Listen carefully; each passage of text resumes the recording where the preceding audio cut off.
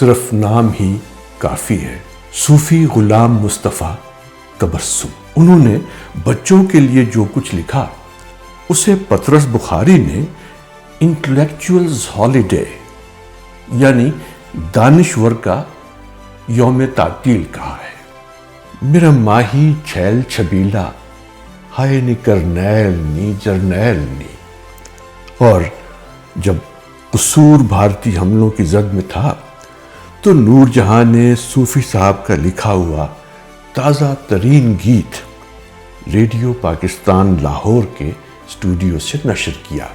وہ مجھ سے ہوئے ہم کلام، اللہ اللہ، کہاں میں کہاں یہ مقام، اللہ اللہ۔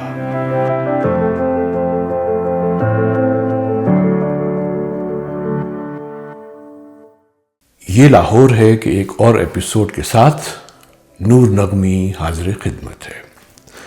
خواتین و حضرات، ایک بار پھر آپ کا تہہ دل سے شکر گزار ہوں کہ آپ لوگ میرے اس شو کو پسند کر رہے ہیں۔ بے شمار نئے سبسکرائبرز بھی شامل ہو رہے ہیں، بے شمار آراء آپ لوگوں کی مل رہی ہیں، بہت مفید مشورے آپ لوگ دے رہے ہیں اور میں کوشش کروں گا کہ ان پہ عمل بھی کروں۔ اور جیسے میں بتا چکا ہوں کہ میرا یہ شو کوئی خبروں کا یا پولیٹکس یا تجزیوں کا چینل نہیں ہے، بلکہ نہ ہی وہ اس طرح کی خطرناک قسم کے تھم نیل آپ کو دیکھنے کو ملیں گے۔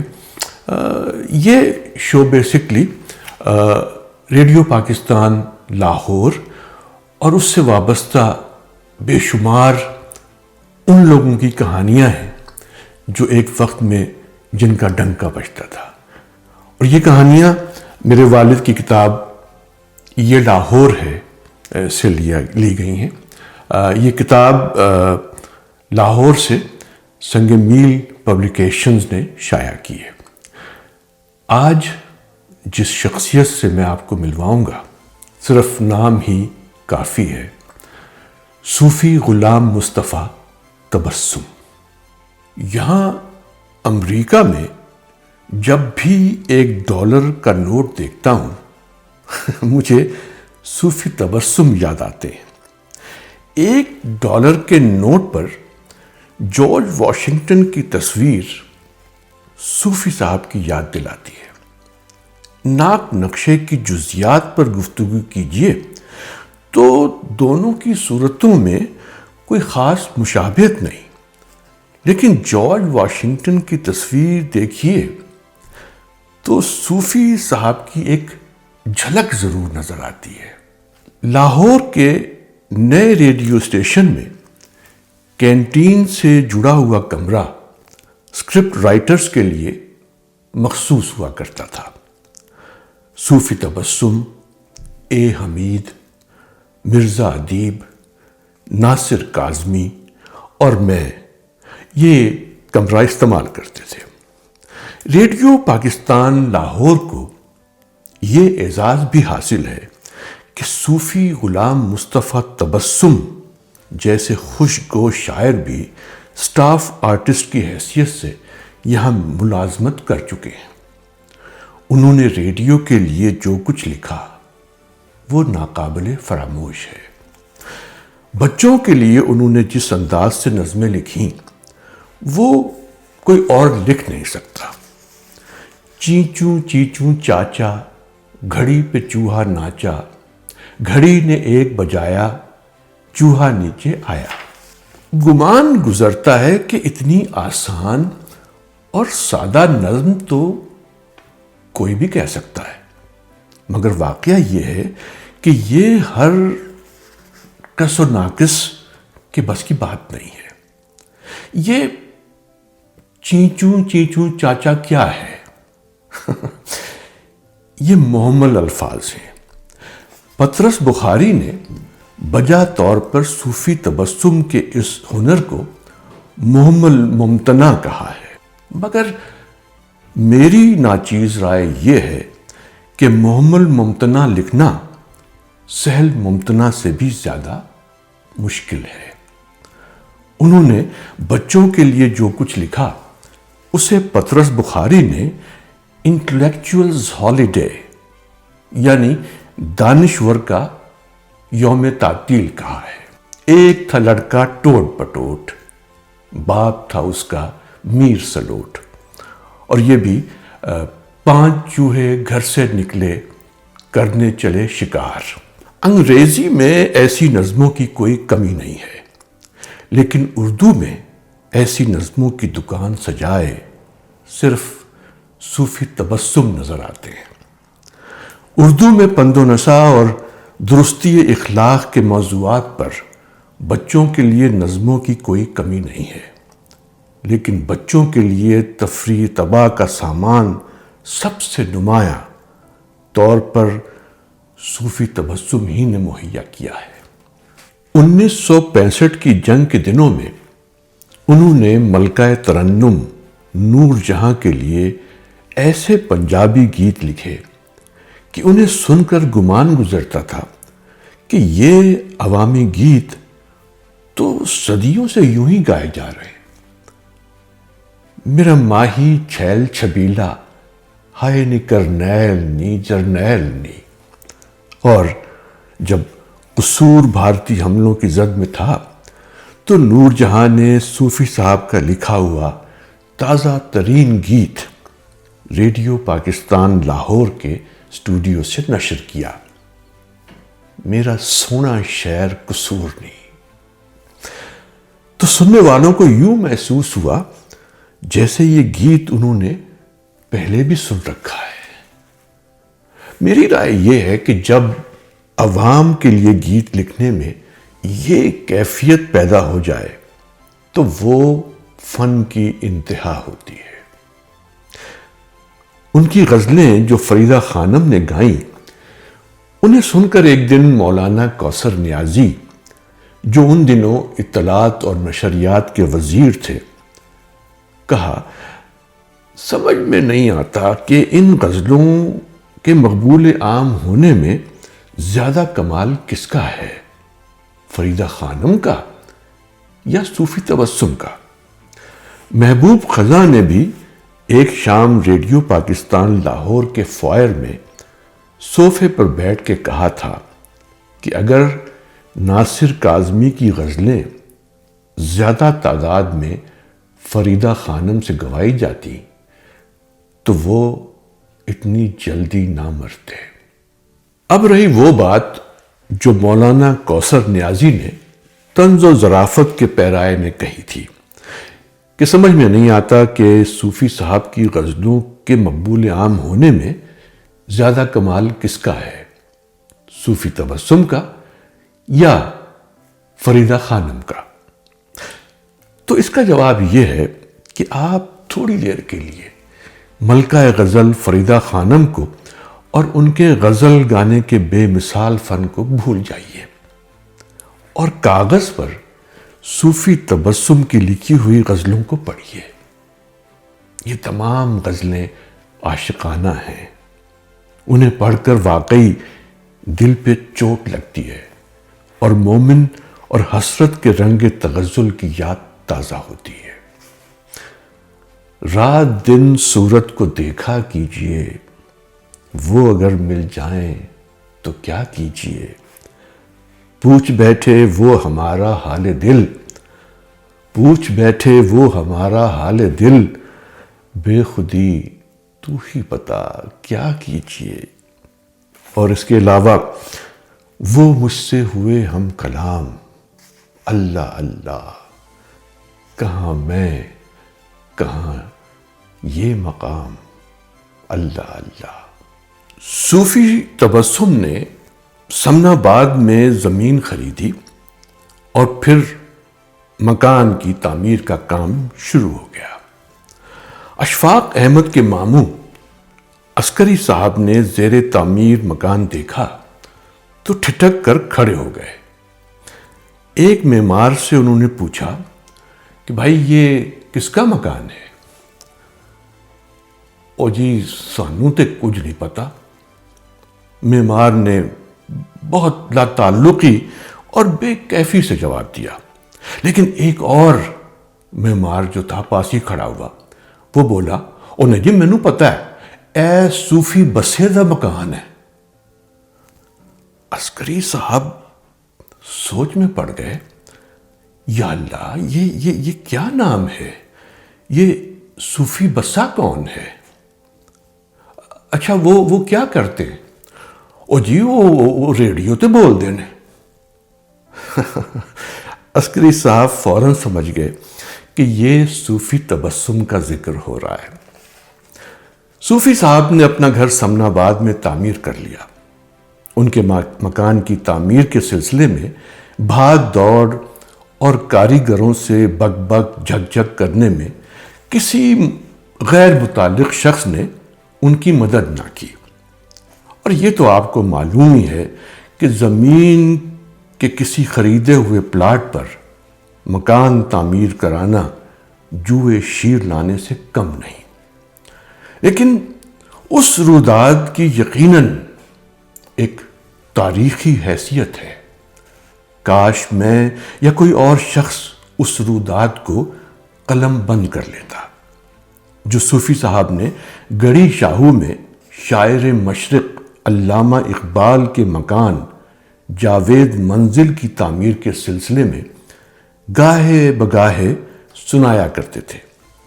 اس روداد کا ڈرامائی حصہ یہ تھا کہ اقبال میکلوڈ روڈ والے کرائے کے مکان سے چل کر کبھی گڑھی شاہو اپنے زیر تعمیر مکان کو دیکھنے نہیں گئے۔ اقبال کے مکان کی تعمیر کے سلسلے میں بھاگ دوڑ کرنے والوں میں صوفی تبسم سب سے زیادہ پیش تھے۔ جب تمام سامان ڈھل کر جاوید منزل پہنچ گیا، منیرہ اور جاوید بھی چلے گئے، تب بھی علامہ اقبال میکلوڈ روڈ والی کوٹھی میں بدستور اپنے بستر پہ لیٹے رہے۔ جب ان سے کہا گیا کہ آپ نئے مکان میں تشریف لے چلیے تو انہوں نے جوتیاں پہنی، تانگے میں بیٹھے اور جاوید منزل پہنچے اور وہاں جو کمرہ ان کے لیے مخصوص کر دیا گیا تھا اسی کمرے کے بستر پہ جا کے لیٹ رہے۔ ان کے دل میں کوئی امنگ نہ پیدا ہوئی کہ وہ اپنا نو تعمیر مکان خود دیکھ لیں۔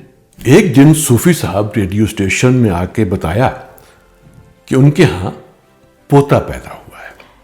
حمید اعظمی نے پوچھا، صوفی صاحب آپ نے پوتے کا نام کیا رکھا ہے؟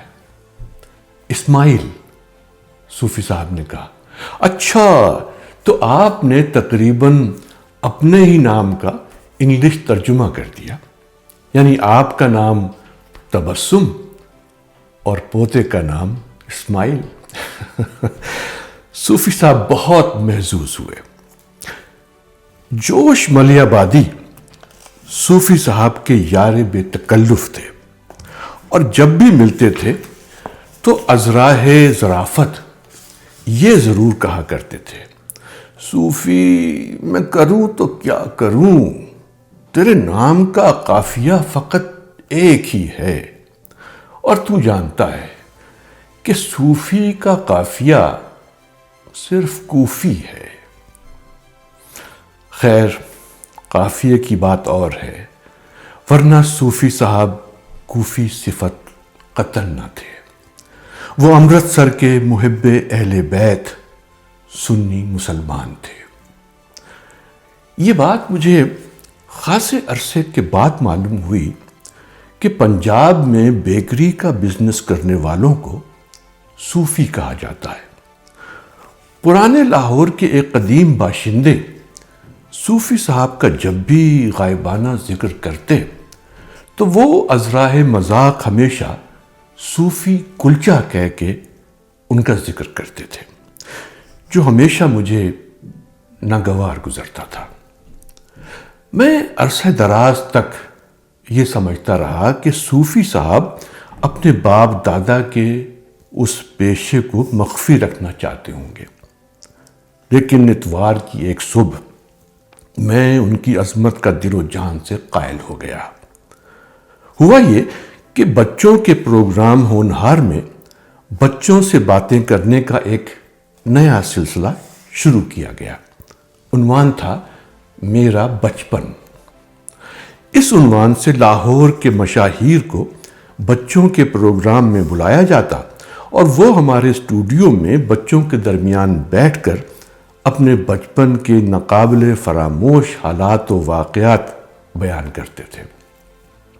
سید وقار عظیم، مولانا صلاح الدین احمد، جسٹس انوار الحق، مرزا ادیب، کرکٹر فضل محمود اور سید عابد علی عابد وغیرہ۔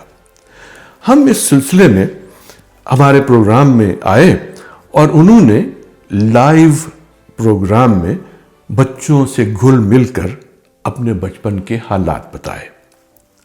صوفی صاحب کی باری آئی تو مجھے نہایت خوشگوار حیرت ہوئی۔ انہوں نے ذرہ برابر پردہ پوشی کے بغیر بچوں کو بتایا کہ بچوں، میرے والد بیکری کا کام کیا کرتے تھے۔ امرتسر میں ہماری بیکری کی دکان تھی۔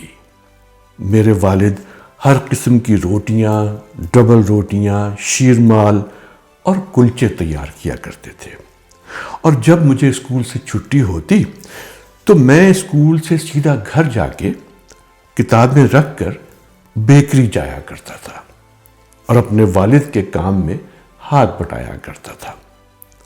اور جب ذرا بڑا ہوا تو امرتسر کے تمام شاعر اور ادیب مجھ سے ملنے بیکری میں آگے بیٹھنے لگے۔ میں کلچے تیار کرتا اور ساتھ ساتھ علم و ادب، شعر و شاعری پہ گفتگو کرتا رہتا۔ اب یہاں پر میرا دل چاہتا ہے کہ میں اردو کے ایک بہت بڑے ڈرامہ نگار اور ایکٹر